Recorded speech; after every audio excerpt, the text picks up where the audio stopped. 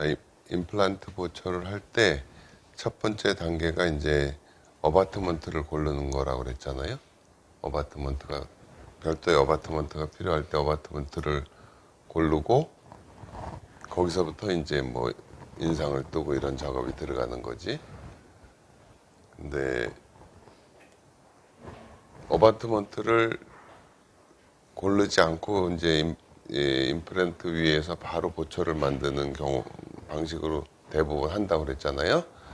그런데 그 오버덴처 틀니에 이렇게 이제 어떤 결합 장치 같은 게 있어서 똑딱똑딱 넣었다 뺐다 하는 그런 거를 할 때는 이런 어바트먼트를 써요. 예, 원래 예전에 그 컨벤셔널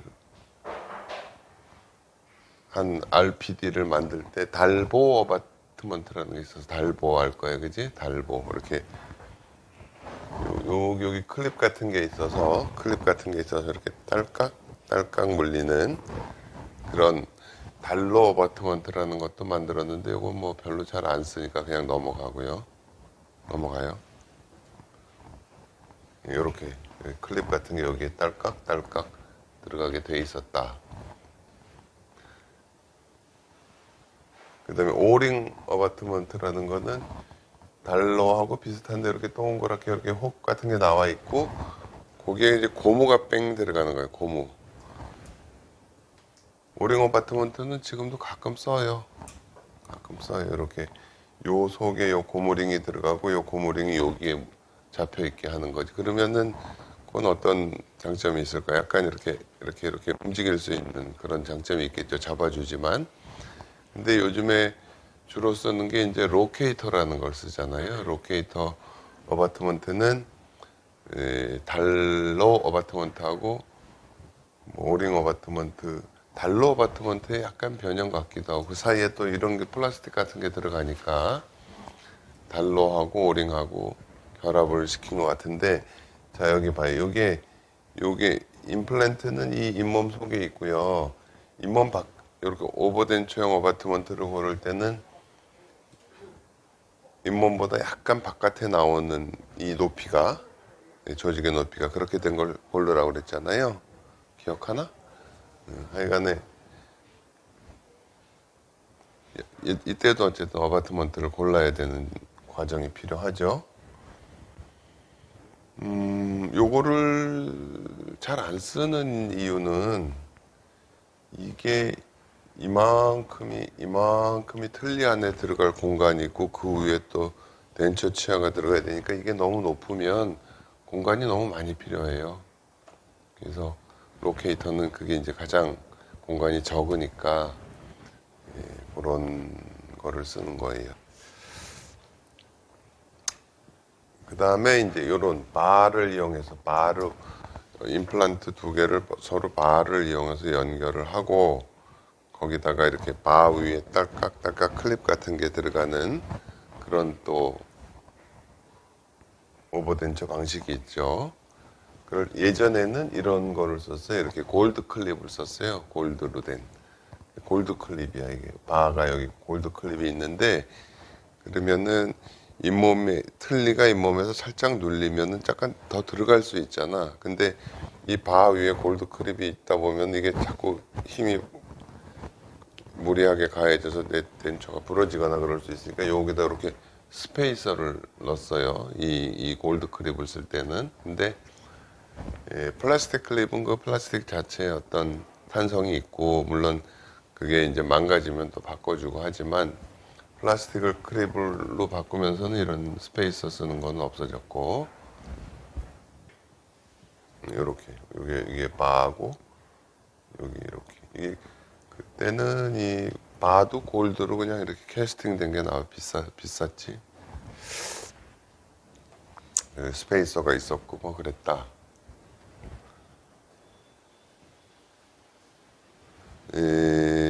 그렇게 해서 이제 임플란트를 할 때 어바트먼트를 먼저 골라서 해야 되는 경우들에 대한 얘기를 했는데 오버덴처를 여기 봐요. 오버덴처를 이렇게 지금 우리가 이 테이블이라도 테이블의 의자가 이렇게 다리가 4개잖아요. 4개. 하나는 이렇게 좀 약해서 이렇게 쓰러질 수 있지만 4개가 딱 버티면 이게 굉장히 든든하잖아요. 그런 식으로 이렇게 이제 바를 이용해서 연결하는 경우는 2개를 묶어서 하니까 좀 단단해질 수 있다. 하나하나가 각자가 얼마나 잘 버텨주느냐 하는 건데 이 아래 턱뼈는 굉장히 단단하기 때문에 아래는 요거 뭐 2개 임플란트 심어서 따로따로 이렇게 해도 견뎌내는데 문제가 없다 하지만 이 위에는요 최소한 4개 좀 넉넉하게는 한 6개 정도를 심어서 연결을 해야 이 오버덴처를 받쳐주는데 무리가 없다. 뭐 보통 그 정도로 판단을 하고 요거는 뭐냐면 이제 우리가 임플란트 위에가 이렇게 생겼잖아요. 여기에 뭔가가 이렇게 딱 들어가잖아요. 우리가 뭐 어바트먼트든 임프레션 코핑이든 들어가잖아요. 그런데 요거 예전에 내가 얘기했어요. 임플란트의 레귤라 타입의 임플란트의 플랫폼은 직경이 한 4.0 내지 4.1mm, 헥스의 직경은 2.7mm, 헥스의 높이는 0.7mm 다 라고 요 정도는 외워두라고 했어요. 4.1, 2.7, 높이 0.7 여기에 부속이 딱 들어가려면 이거하고 굉장히 정확하게 잘 맞아줘야 되잖아요. 그죠? 아주 잘 맞아줘야 되는데 예를 들어서 가끔 얘기하는 거지만 아주 정확하게 이런 어떤 원기둥 같은 게 있다고 치고 여기 봐요. 이런 원기둥이 있다고 쳐요.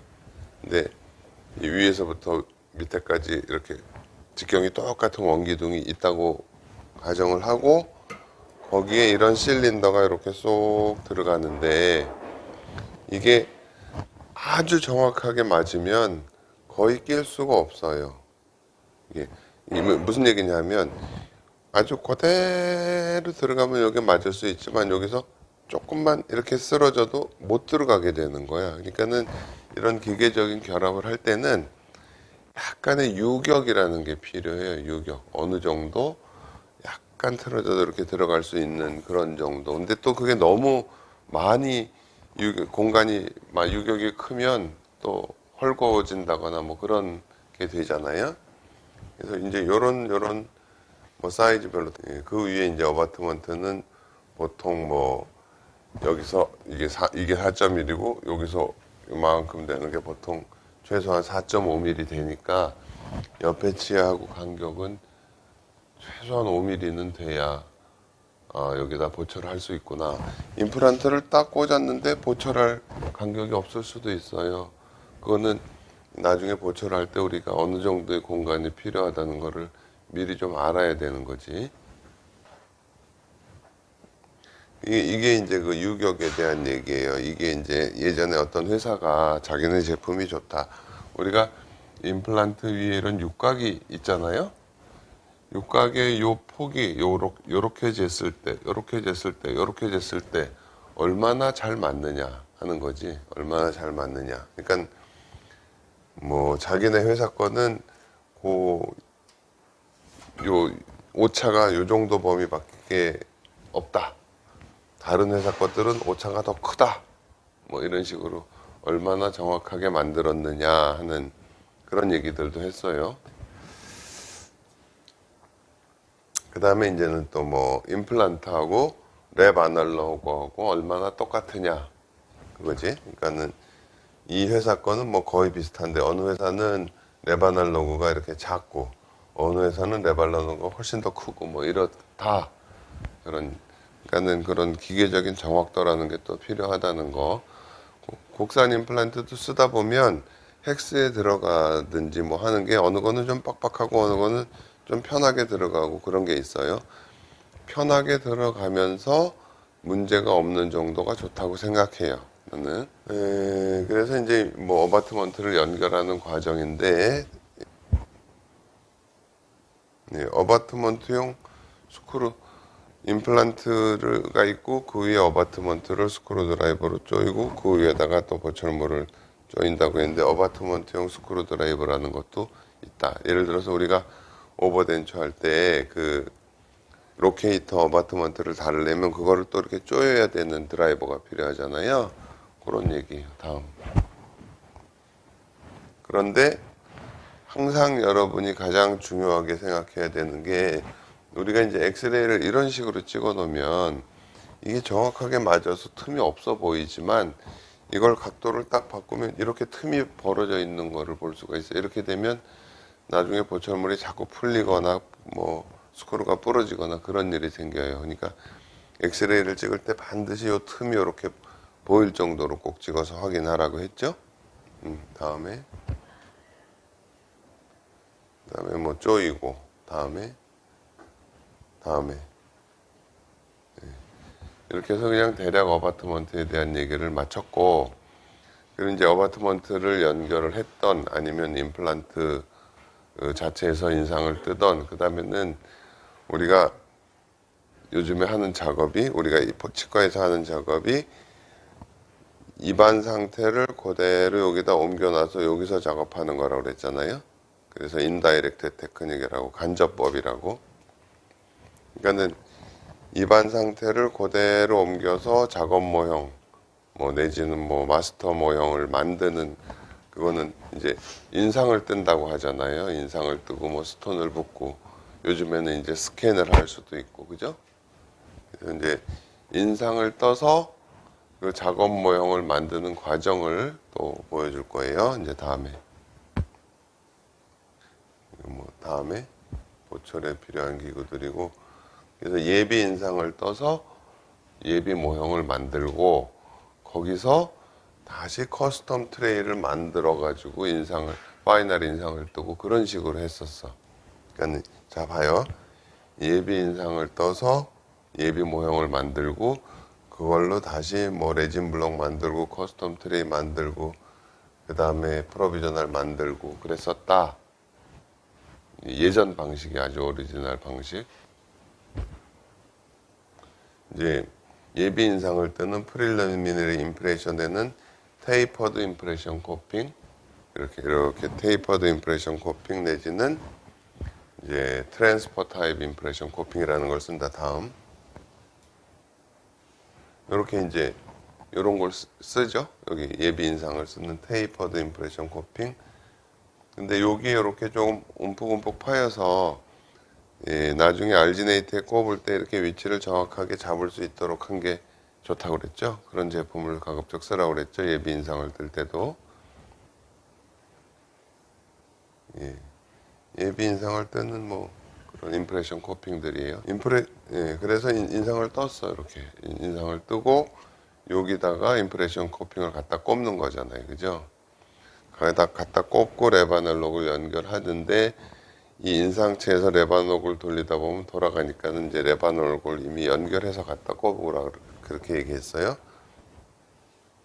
어쨌든 임프레션 코핑에다가 레바놀 로고를 갖다 꽂고 이렇게 알지네이트에다가 꽂았어. 그다음에 이제 이건 예비 인상이기 때문에 뭐 플라스터를 이용해서 캐스트를 만들어도 상관이 없어요. 마스터 캐스트를 따로 만든다면. 근데 여기 봐요. 여기 보면 알지네이트로 잘 뜬 거 같은데도 요런데 알지네이트가 파고 들어갔잖아요. 그만한 어떤 오차가 있다는 거죠. 그죠?